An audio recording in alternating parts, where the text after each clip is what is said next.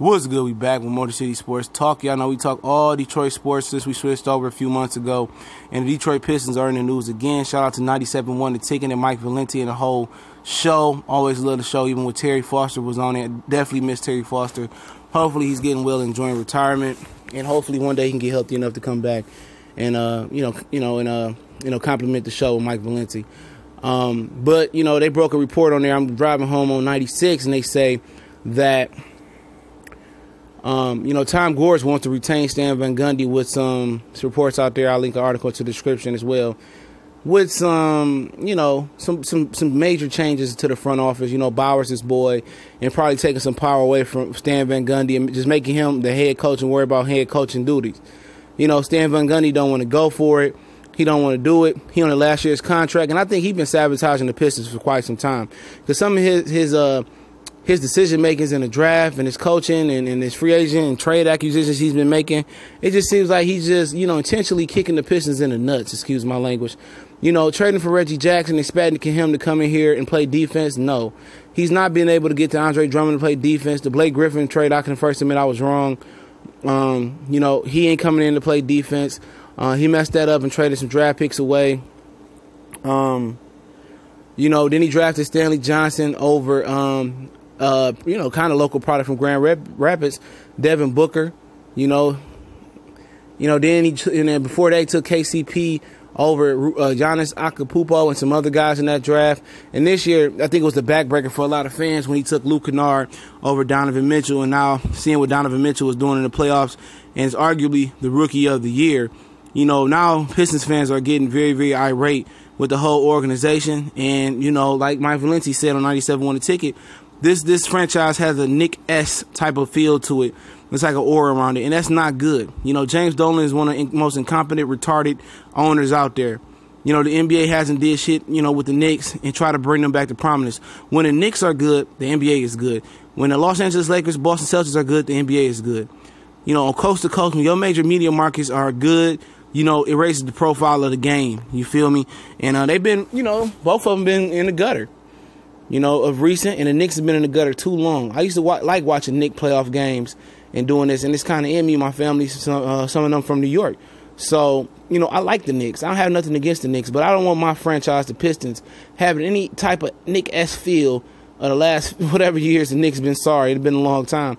And, for him to even think about retaining, Stan Van Gundy in last year's contract, maybe he don't want to pay Stan Gundy to sit at home.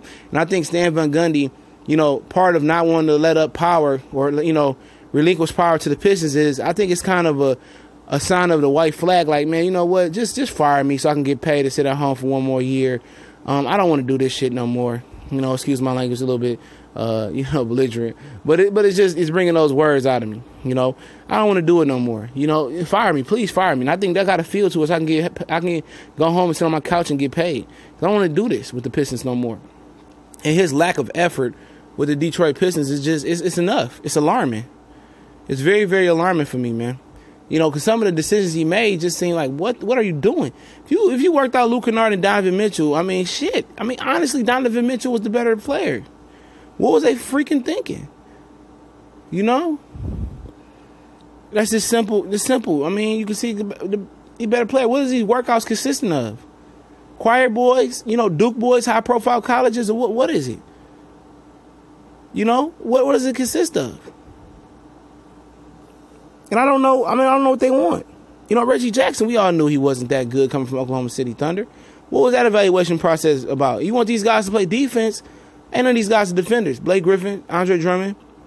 Ish Smith is too small to be an elite defender, in my opinion. Reggie Jackson, not an elite defender. KCP was a good defender, but he got cooked. He couldn't score really and be a consistent scorer or shooter. Tobias Harris wasn't a good defender. Avery Bradley was a good defender, but ever since that little story broke out about what went on in Cleveland or what went on in Ohio, they kind of, banished him to the bench and banished him to the background and traded him. They didn't want nothing to do with him after that.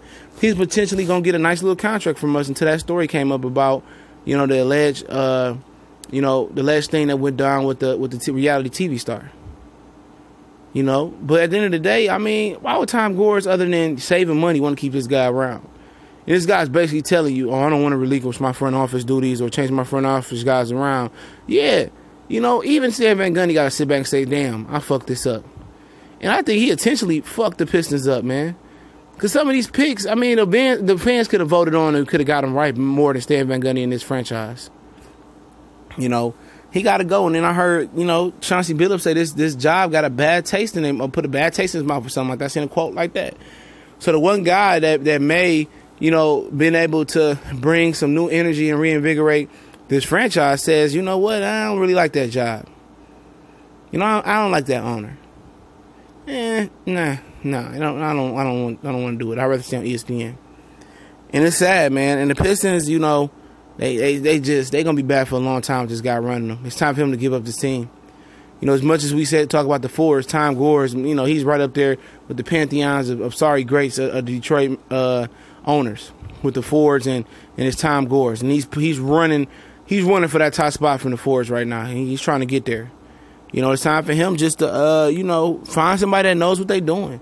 Ask the NBA to help out in the job search. Get somebody young and you know, they can do something. They had a plan that's new, that's green. You know, that's going to find its way. Because one thing for sure, the Pistons got to understand, they're going to be sorry. So you should trade all your assets and get picks, and then start moving up the draft board and being the number one in the draft, you know, trying to get the number one pick, top 5 picks, build your team with high profile players. And it's a good rush of talent coming the next couple years. This year is a lot of great, you know, big men, a lot of great guards. It's a talent pack filled draft. The top 10, the lottery, the top 10 to 15 gonna have a lot of future all-stars or future good players there, you know. And then next year with Zion Williams and a lot. I mean, every year is now on. It's going to be a great talent rush from the NBA. And that's why the ratings are rising up, because you're getting better and better talent. You're not having those sorry drafts no more. And the Pistons need to be sorry and really acquire some of these talents, and do what the Oklahoma City Thunder did. You know, Durant, Westbrook, Harden, and then, you know, Ibaka down there. You need to get these young talents, get them to Detroit, because I guarantee you the perception of Detroit is not always reality about playing here. You know, Detroit was the first, I think the first team with a charter plane and first-class organization, great practice facilities. That's what set Detroit apart. You know, I think a lot of more players, they play here and they start winning and feeling the energy and the vibe of Detroit and see some of the metro area suburbs. It's not reality. I mean, Detroit is Detroit, and everybody say, oh, Detroit is a bad city. Yeah, got some fucked up people here, excuse my language. And guess what? These some hard-working dudes here. There's some great neighborhoods in Detroit, some of the best fans you will find. Lions, Tigers, Pistons, Red Wings, remember the Vipers, the Shock. Some of the best fans you can find here, man. And they're going to support you, man. And they're going to treat you like you royalty when you come here and you win, or you give just a great effort. And that's Detroit. And if a lot more players realize that, and if you draft players into this organization, they're going to love Detroit. Macomb, Oakland, some of the best and the richest, you know, counties out there. It was some of the greatest suburban cities. And I think a lot of people think, oh, it's cold here, it's this and that. A lot of people enjoy it here, man. It's a lot going on. It's a rebirth. It's a growth going on. And we need a winning team to match that growth and that rebirth in the city. And can Tom Gores deliver it to us? We are not with Stan Van Gundy for sure. But I don't like the idea he want to bring Stan Van Gundy back, and Stan Van Gundy so I don't want to come back, and there's some changes there. Reason he don't want to come back because he want to sit on the couch and get a check. After this, there won't be no second chance for Stan Van Gundy on the pro level as a head coach. It's over with. You know, it ain't even next year. He's not going to be able to right his wrongs. No way, no how. Tom Gores should wash his hands and ask the NBA for assisted job search and find somebody young and invigorating that can reinvigorate this franchise and got a nice little plan. But y'all know what it is. Motor City Sports Talk. Let me know what y'all think.